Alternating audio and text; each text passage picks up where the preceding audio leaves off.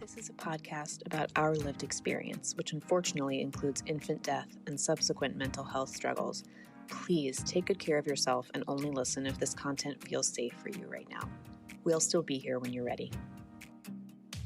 Hi, I'm Judith. And I'm Alina. We both lost babies to SIDS in winter 2021. In the throes of grief, I reached out to a stranger on the internet and our friendship was born. In the years since, we've been working hard to survive, rebuild, and navigate the continual challenges that have come our way, including divorce, Job loss, dating while bereaved, moving multiple times, health scares, pregnancy and parenting a living child, starting new jobs, and so much more. We are tired. Happily ever after is out of the question for us, but this podcast documents our journeys to happier ever after because we believe life after loss is worth living. So join us as we laugh, cry until we laugh.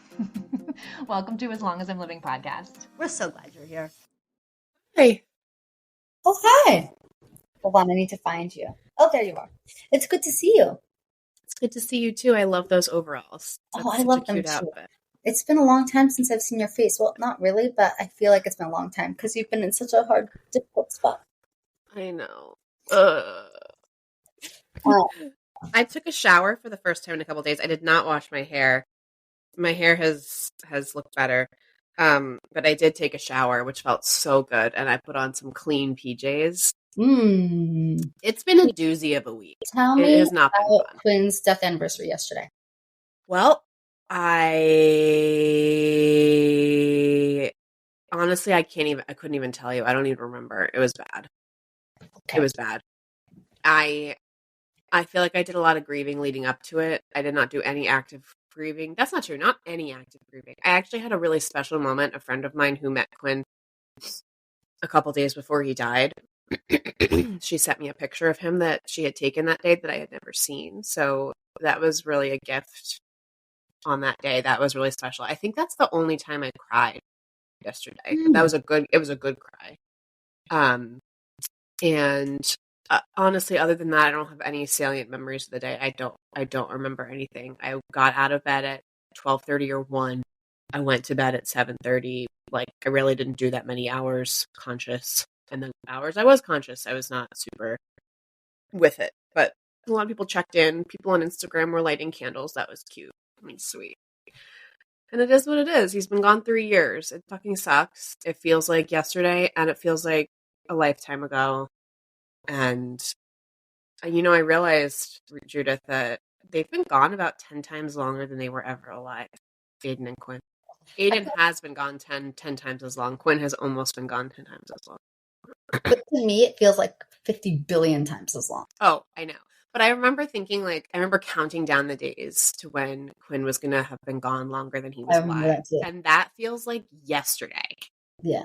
And then all of a sudden now he's been gone 10 times longer than he was alive. I'm just like, of course, yeah, whatever. Like, he's going to be gone 50 zillion times longer in my lifetime, hopefully. I hope so. I did have that thought that I'm approaching that milestone, which is not a milestone I'm going to note or care about, but it just was interesting. That is interesting. A data point. But anyway. So you had reached out to me and said, I think we need a break. We need a break. Not from each other. No. So tell me a little bit about what you're thinking, what you're feeling. I think it's that time of year again. We did this around this time last year. I think for me, it's really important that this podcast always feels like a hobby and not like a chore or like a job. And I think we get into these ruts where we will have a couple of weeks in a row where we're frantically recording on a Friday for the Monday episode, and I'm recording on the editing on the weekend, and we're just in one of those spots right now. We have a lot of things in the hopper. We have a lot of interviews that we're working on. We'll still record on this break. I feel like, though, it's important that it just feels like the right time to take another short break. I think that makes sense. 6 weeks, 5 weeks, 4 weeks, I don't know. TBD. Enough time for us to get some episodes recorded and scheduled out so that we feel less frantic. It also aligns kind of with my life because I'm going to be traveling a lot in February. Mm-hmm. And then we're leading up to Aiden's death anniversary. So Yeah. I feel like this is a particularly like, fragile time of year for me too. And it's just a really busy time. Yeah. So I think it makes a lot of sense. Yeah. Do So you we're have going to take a break. Do you have time to talk about something like podcast related for a minute? Because someone messaged me last night and I just, okay, so we'll just give like a mini thingy as we give this mini thingy. Yeah. She said to me, she was like, a friend of mine is having a baby and I don't know what to write on the card. And I just can't figure out what to write on the card. And I told her that when that happened in a similar situation to me, I wrote for someone who was having a first birthday, I wrote, "It's your birthday." It's your birthday. And she was like, "You think I should write you had a baby?" And I was like, "I don't know. Yeah. That's what I think you should. That's what I would write." So like, tell me, what do you write for those things? Like, have you been in those situations? How do you deal with that? Well, listeners probably remember I don't have a lot of babies in my life, so this does not happen to me as frequently as I think it happens to you, Judith. But I'm thinking like, I think you had a baby! ! Is something that I would feel okay writing. And the recipient can read into that like a significant amount more excitement than maybe I felt when I wrote it out. Yeah. I think that's kind of, we need to come up with like little phrases that we can write and without feeling like we want to throw up, that they can read in and feel like it was for me, caring. I have always found that stating the absolute truth has been most comfortable. So things like, "I can't believe he's turned 1." Like, that to me feels like the truth. I can't believe it because that's not my experience. So I can't believe he turned 1. You had a baby. I can't believe he turned 1. You've made it through a whole pregnancy. Yeah.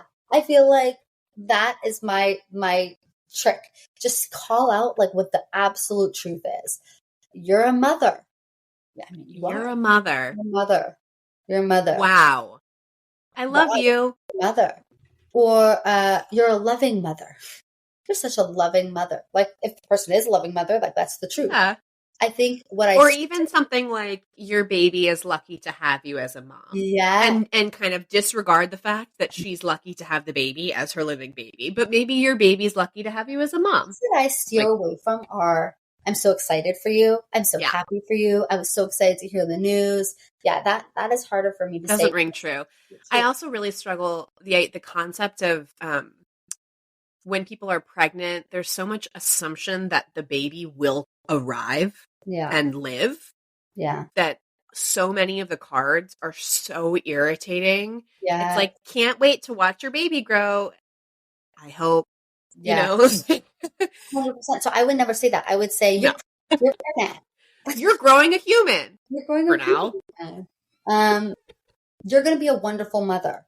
Because, like, they probably will be. And even if the baby is dead, you'll still be a wonderful mother. So those are like my tips and tricks. I don't buy cards that are overly cheery. I'll go to Trader Joe's and get just like the generic blank cards that are like flowers or a truck with the flowers. There's always like these random like generic ones. I don't buy ones that say like you had a baby or congratulations on the baby. Like, to me, that feels very uncomfortable. So I just stick to like the generic flower card and I say, you're pregnant. And I love you. And I love you. Know? And I love you. Or I love your family. I love you and your family. You know, like, I stick to things that do not indicate that I have feelings towards you. That I have a positive or a negative feeling towards you. It's very, from my perspective, it's very neutral. But I don't think it's unkind. I think it's very kind. Yeah. And I mean, we'll shout out here our episode that we have. It's called Happy for You, Sad for Me, about our feelings about pregnancy announcements, which I think relates here. And then I also want to shout out 5.Post. She makes a lot of cards, greeting cards that are kind of, actually there's another company too. What's the name of that other company? M & Friends. M & Friends also makes some great ones, but then there's one that's like Lost Mom specific. What about Noble Papery? Noble Papery, that's the other one. So 5.Post, Noble Papery, and M & Friends makes really good, like, real greeting cards for shit like this. Okay, something else that makes me feel good is when I know that I'm somehow incorporating Aiden into it. So, like, buying a card that has something that will remind me of him. It's just like a small wink to myself. but I find it helpful to like something that to me is a little joke or a little ironic or something that like would make me and my cynical brain, I don't know, like look twice, like where the person receiving it wouldn't think twice about it. But for me, it's like, okay, like, you know, like I'm happy, but like, ouch, you know, like I'm happy, you know, and this is just like a little way to be like, I'm with you, Judith. Like, it's just a little joke. It's not that serious. I don't know. It's hard to explain out loud, but do you know what I'm talking about? Yeah. And I mean, the other thing too is like, do you have to send a card? Like this person, presumably if you love this person, if you know and love this person, they presumably know and love you and know that you lost a baby. And like, I don't think anyone, any kind person who's pregnant when their friend lost a baby is not going to be like, why didn't they send me a card? You know? So like the other thing too is like, depending on the relationship, I'd really encourage you to just maybe don't send the card and show your love in other ways if it's really painful. That's the last thing I'll say about it. Or what about you could also find a card that says everything for you and you just sign your name. Just send a card that has a note and just sign your name and call it a day. Yeah. Do whatever feels easy and right and don't like punish yourself for not being able to do the same thing you would have done before. And also I read the cards that I got from Aiden's baby shower and they're so painful now. Like what beautiful things people said that